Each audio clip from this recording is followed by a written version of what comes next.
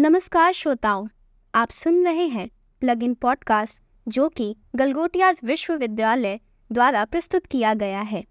आज हम पेश कर रहे हैं रेडियो ड्रामा जिसका शीर्षक है स्मृति लोप। ये नाटक सत्यजीत रे द्वारा लिखित लैप्स ऑफ मेमोरी की कहानी पर आधारित है।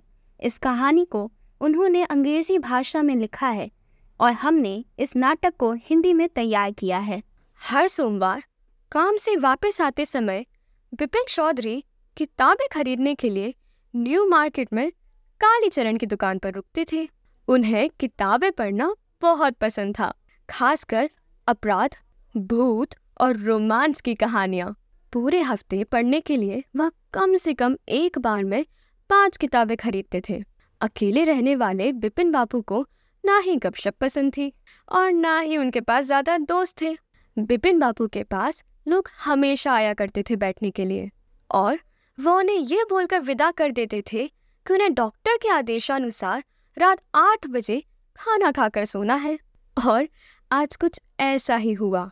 कालीचरण की दुकान पर विपिन बाबू को लगा कि उन्हें कोई गौर से देख रहा है। भाई साहब, पहचाना मुझे? अरे पहचानोगे कैसे, आप तो बहुत व्यस्त व्यक्ति हैं। हर पल हर किस्म के लोगों से मिलते ही रहते होंगे। क्या हम कभी पहले मिले हैं? अरे मैं प्रिया घोष विपिन बाबू। 1958 में रांची में मेरे पति ने आपके लिए मुंड्रो फॉल्स ले जाने के लिए गाड़ी की व्यवस्था कराई थी। याद नहीं है आपको? हम तीनों एक साथ बैठ के चाय पिया करते थे, भूल गए? रांची? आप मुझे जानते हो? मैं आपको जानती हूँ। अरे कैसी बात कर रहे हैं, विपिन चौधरी को कौन नहीं जानता। मुझे फिर भी लगता है आप गलती कर रहे हैं। अक्सर लोग गलती कर बैठते हैं। मैं तो कभी रांची गया ही नहीं। आप क्या कह रहे हैं चौधरी साहब? मुंड्रो में आप गिर गए थे और आपके दाहिने घुटने में चोट लग गई थी। ये भागे भागे गए थे आपके लिए दवाई लाने, और तो और इन्होंने अगले दिन आपके लिए नेत्राहाट जाने के लिए गाड़ी भी बुक करवाई थी, लेकिन घुटने के दर्द के कारण आप जा नहीं पाए। क्या आपको कुछ भी याद नहीं? और परिमाल जी बता रहे थे कि उन दिनों रांची में आपकी कोई परिचित भी थी। क्या नाम था उनका? हाँ, दिव्या मुखर्जी। आप एक बंगले में रुके थे। आपने कहा था कि आपको होटल का खाना पसंद नहीं है, तो मैंने एक बावर्ची भी बताई थी आपको। और हाँ, दिव्या मुखर्जी अपनी बहन के साथ रुकी थी और आप अपने साथ हमेशा घूमने के दौरान एक बैग रखते थे जिसमें आपकी किताबें होती थी। मैं सही कह रही हूँ ना? आप 38 में किस महीने की बात कर रही हैं? 38 में अक्टूबर महीने की बात, पूजा से ठीक पहले। नहीं, आपको कुछ गलत फहमी हुई है शायद। मैंने तो 38 की पूजा कानपुर के एक दोस्त के साथ मनाई थी। बहुत हैरानी की बात है ना। एक शाम मैं, परिमाल जी और आप बंगले के बरामदे में बैठ के चाय पिया करते थे। तब आपने अपने परिवार के बारे में भी बताया था। आपने कहा था कि आपकी कोई संतान नहीं है और आपने अपनी पत्नी को 10 साल पहले खो दिया है। और आपका एक भाई भी था ना? हाँ, वो पागल हो गया था, इसीलिए तो आप रांची के मानसिक अस्पताल नहीं जाना चाहते थे। अच्छा, मैं चलता हूँ। सीताराम, बस गंगा के पास से चलना है।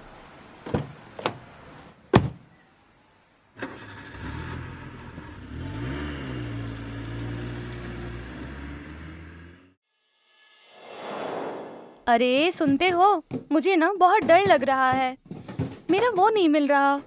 हे भगवान, कहाँ गया? मिल ही नहीं रहा। टेबल पे ही तो रखा था, और कहाँ हो सकता है? अरे जी, सुन रहे हैं? हे भगवान, शांत हो जाओ। क्यों घबरा रही हो इतना? क्या नहीं मिल रहा है? क्या वो? अरे मेरी अंगूठी नहीं मिल रही है। वो मैंने अलमारी में ही रख दी थी।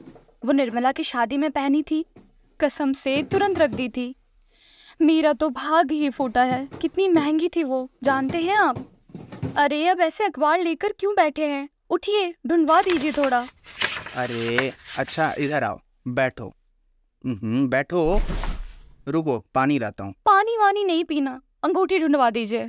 अच्छा रुको, ये लो। हाय भगवान, धन्यवाद।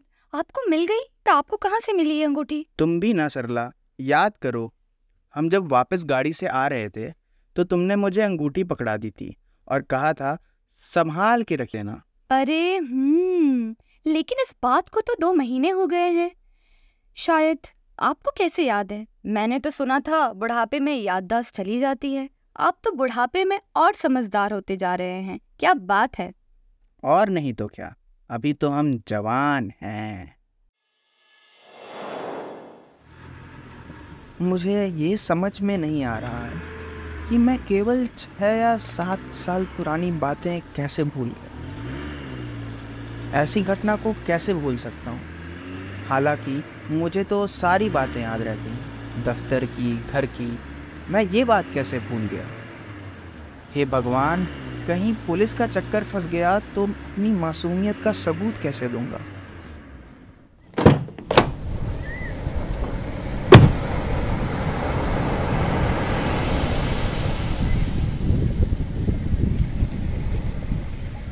बिपिन बापू को मानो जैसे कुछ अचानक से याद आ गया और वो जल्दबाजी में अपने पजामे को ऊपर चढ़ाने लग गए। अरे अरे, ये क्या? ये कटने का निशान कहाँ से आया? मुझे कब लग गई ये? याद ही नहीं आ रहा है बिल्कुल।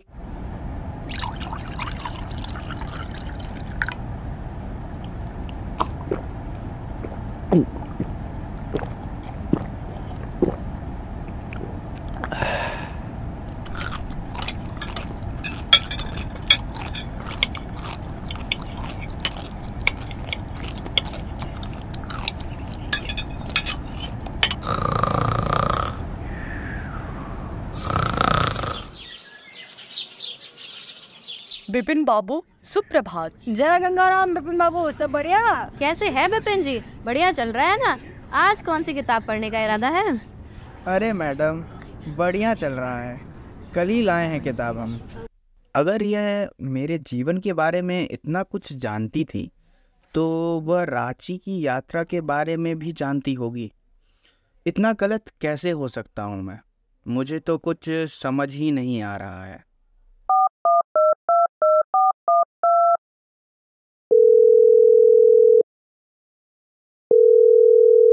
हेलो, ये दिव्या का नंबर है ना? हाँ जी, मैं दिव्या ही बोल रही हूँ। बोलिए, क्या बात है? मैं विपिन बोल रहा हूँ। माफ़ करना, मैं आपको तकलीफ़ दे रहा हूँ। मैं बस यह पता करना चाहता हूँ कि आपको 58 में हुई एक घटना याद है? अरे तकलीफ किस बात की विपिन भाई? 1958? कौन सी घटना? मुझे सबसे पहले ये जानना है कि क्या आप उस पूरे साल कलकत्ता में थी? अच्छा, थोड़ा रुकिए। क्या कहा? हाँ, 1958। जरा मुझे अपनी डायरी में देखने दीजिए। हेलो। जी हाँ, बोलिए। हाँ, मिल गई। हाँ, मैं कलकत्ता में ही थी 2 बार। क्या मैं जान सकता हूँ कब, अगर कोई तकलीफ ना हो तो? अरे तकलीफ किस बात की? देखिए, एक बार मैं फरवरी में कृष्णा नगर के पास गई थी। वहाँ मेरे भतीजे की शादी थी। लेकिन इस बारे में तो आपको पता है ना? आप भी तो रांची में ही थे। पर अचानक से इतनी पूछताछ क्यों? वाह भाई, बस इतना ही। लेकिन ये सब जासूसी किस बारे में है? आप इस बारे में क्यों पूछना चाह रहे हैं? नहीं, बस वैसे ही मैं जानकारी लेना चाहता था। अच्छा, रखता हूँ मैं, धन्यवाद।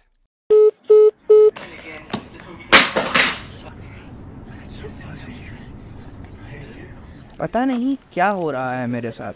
ऐसा महसूस हो रहा है कि अपने डेस्क पे बैठ कर भी मैं कुछ काम नहीं कर पा रहा। 25 साल में ऐसा पहली बार हो रहा।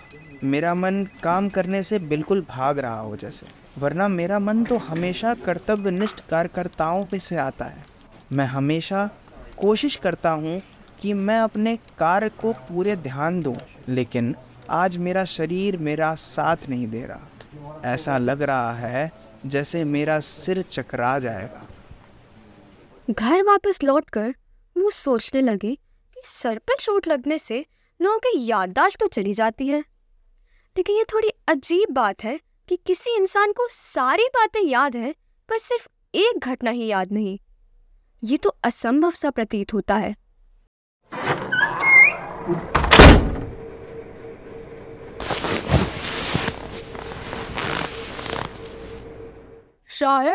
साहब कह है कि शेर गिरधारी प्रसाद आए हैं आपसे मिलने के लिए। मुझे बहुत कमजोरी हो रही है, उनसे कह दो मैं घर पर नहीं हूँ। अब फिर से कौन आ गया? चुन्नी बाबू आए हैं साहब, कह रहे हैं कि बहुत जरूरी बात है। चुन्नी बाबू?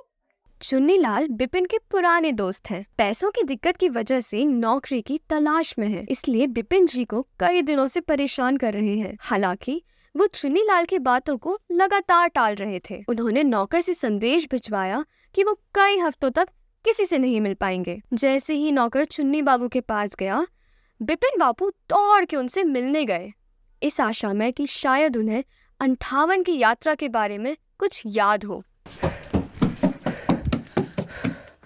चुन्नी, अरे चुन्नी रुको, सुनो, अरे रुको रुको, ये बताओ तुम्हारी तो याददाश्त बहुत अच्छी है ना, तो तुम्हें तो याद होगा कि मैं 58 में रांची गया था या नहीं। 58 हो सकता है, या फिर मेरे हिसाब से 59 रहा होगा। तुम्हें अच्छे से याद है ना कि मैं रांची गया था? पर आप ऐसा क्यों पूछ रहे हैं? क्या आपको संदेह है अपनी रांची जाने के बारे में? तुम्हें स्पष्ट रूप से याद है ना कि मैं रांची गया था? बिपिन जी, क्या आपने कोई नशा तो नहीं किया है या फिर कुछ और? जहाँ तक मुझे लगता था कि आपकी याददाश्त तो बहुत अच्छी थी, तो भले आपके लिए पुरानी दोस्ती मायने नहीं रखती हो, पर आप रांची की यात्रा को कैसे भूल सकते हैं? क्या आपको ये याद है कि मैं पहले कहाँ नौकरी करता था? हाँ हाँ बिल्कुल, तुम एक ट्रैवल एजेंसी में काम करते थे।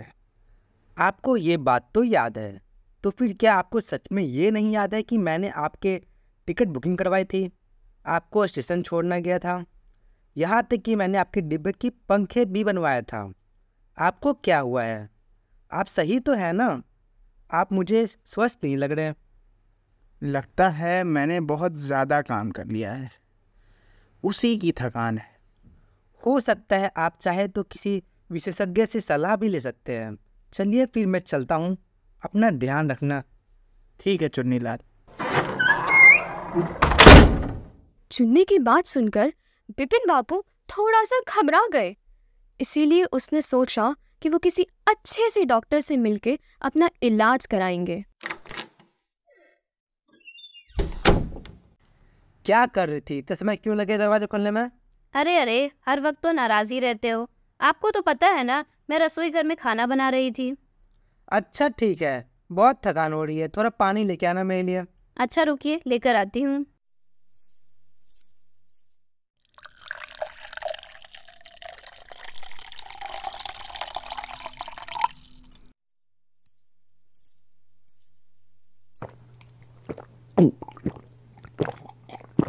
सुनिए, कुछ बात हुई बिपिन बाबू से नौकरी के सिलसिले में? नहीं, आज भी मैं खाली हाथ वापस लौटा हूँ, कोई उम्मीद तो मुझे लग नहीं रही। ऐसा मत कहिए, रसोई घर में अब अनाज का एक दाना तक नहीं बचा है। ऐसे रहा तो बच्चे और हम दोनों ही भूखे रह जाएंगे। आप उनसे कहते क्यों नहीं है कि वो हमारी आर्थिक स्थिति को समझते हुए हमारी मदद करे? पता है मुझे, पर मैं उसे क्या ही कहूँ, उसकी तो खुद की तबीयत उतनी अच्छी नहीं चल रही है। अरे तो हम लोग उनसे कौन से पैसे मांग रहे हैं, बस इतना ही तो कह रहे हैं कि हमें एक नौकरी दे दे ताकि हम भी अपनी आर्थिक स्थिति सही कर ले। आप तो कहते थे कि आपके वो बहुत अच्छे दोस्त हैं, तो फिर हमारे इस समय में हमारी सहायता क्यों नहीं करते? ऐसे मत बोलो मेरे दोस्त के बारे में, और चिंता मत करो, मैं कुछ इंतजाम करता हूँ। रहने दीजिए, ऐसे चलता रहा तो हमारे हालत और भी खराब हो जाएंगे। अब तो मुझे ही कुछ करना पड़ेगा। हमारे तो भाग ही फूट गए हैं। ये समझना क्यों नहीं चाह रहे हैं कि हम कितनी परेशानी में हैं। अगर इस समस्या का जल्द से जल्द निवारण नहीं हुआ तो हम और हमारे बच्चे दोनों भूखे ही मर जाएंगे। मैं क्या करूं? मेरी तो कुछ समझ नहीं आता अब। हे भगवान, अब तू ही कुछ कर, निकाल हमें इस संकट से। शायद इस समस्या से मुझे वही बचा सकता है, पर मैंने रखा कहाँ है उसे? कहाँ गया वो? अरे यहीं तो रखा था मैंने। हाश, मिल गया। ये वही जेवर है जो मेरी माँ ने मुझे अपनी निशानी के तौर पे दिए थे। शायद अब इस जेवर को बेच के मैं अपने घर को चला सकूं। बिपिन बाबू से तो अब मुझे कोई सहायता की उम्मीद नहीं दिख रही है। हे भगवान, हमारी सहायता कर, इस आर्थिक संकट से हमें निकाल। शायद इस जेवर को बेचने के बाद हमारे घर का खर्चा तो निकल ही जाएगा। मैं अभी इसे बेच के आती हूँ। नमस्कार सर, अपना नाम बता दीजिए। मेरा नाम विपिन चौधरी है और मैं डॉक्टर चंदा से मिलने आया हूँ। सर, क्या आप अपनी बीमारी के बारे में मुझे थोड़ा बता सकते हैं? हाँ, आजकल काफ़ी दिक्कतों का सामना करना पड़ रहा है। मुझे सारी बातें याद तो हैं, केवल एक घटना को छोड़कर।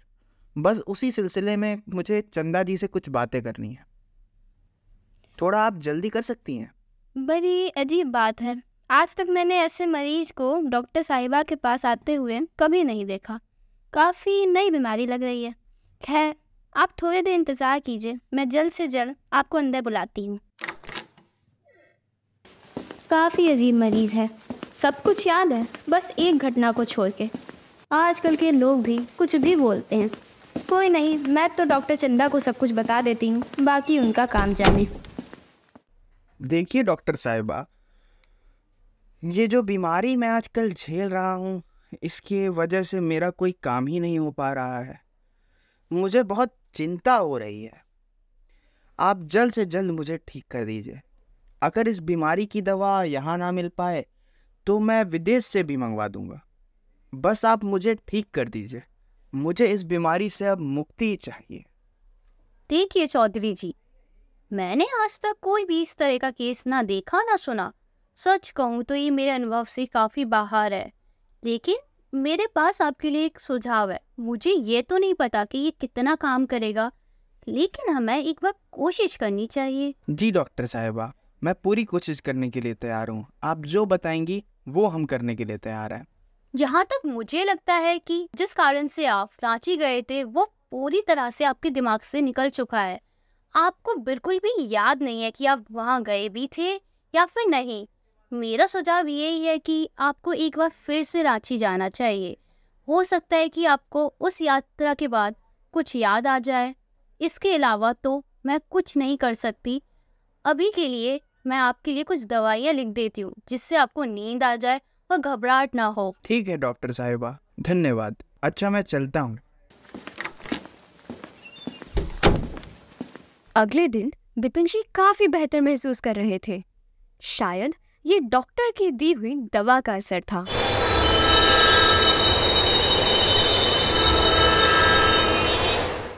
यहाँ आने के बाद तो ऐसा नहीं लग रहा है कि मैं यहाँ पे कभी पहले आया हूँ। ये सारी जगह, चाहे वो सड़क हो, होटल या इमारत, ये सब मैंने कभी भी पहले नहीं देखा है। एक बार हुरनून हॉल भी चलता हूँ। वैसे मुझे लगता तो नहीं, पर तब भी चलो चलता हूँ। दोपहर में बिपिन बाबू झरने के लिए निकल पड़े और ठीक उसी शाम 2 लोगों ने उन्हें बेहोश पाया।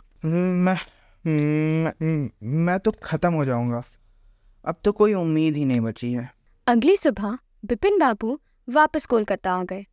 वो बहुत घबराए हुए थे। उन्हें कोई उम्मीद नहीं दिखाई दे रही थी। उनका आत्मविश्वास मानो जैसे टूट सा गया था।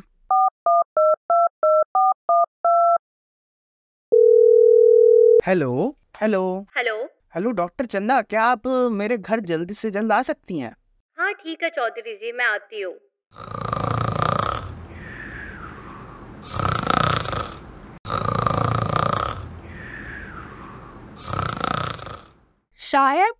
साहब, आपके लिए एक खत आया है, इसे देख लीजिए। अच्छा, ठीक है। तुम यहीं रख दो इसको, मैं देख लूँगा।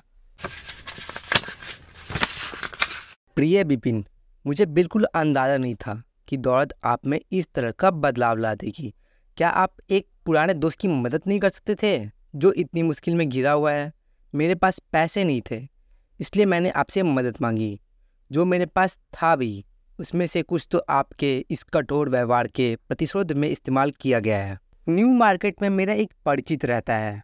उन्होंने मेरे लिखे किरदार को बहुत खूब निभाया। दिव्या मुखर्जी का आपके प्रति कभी कोई झुकाव नहीं रहा है, इसलिए उन्होंने मेरी मदद की। जहाँ तक आपके घुटने की चोट के निशान की बात है, तो वो आपको याद होगा कि 1939 में घाट पर आप रस्सी में फंसकर गिर गए थे। वह उसी का निशान है। खैर, अब आप अपनी तबीयत सही कर लीजिए। मैंने जो उपन्यास लिखा है वह एक प्रकाशक को पसंद आ गई है। हो सकता है अगले कुछ महीनों में मेरे उपन्यास बिकने लगे। तुम्हारा चुनीलाल।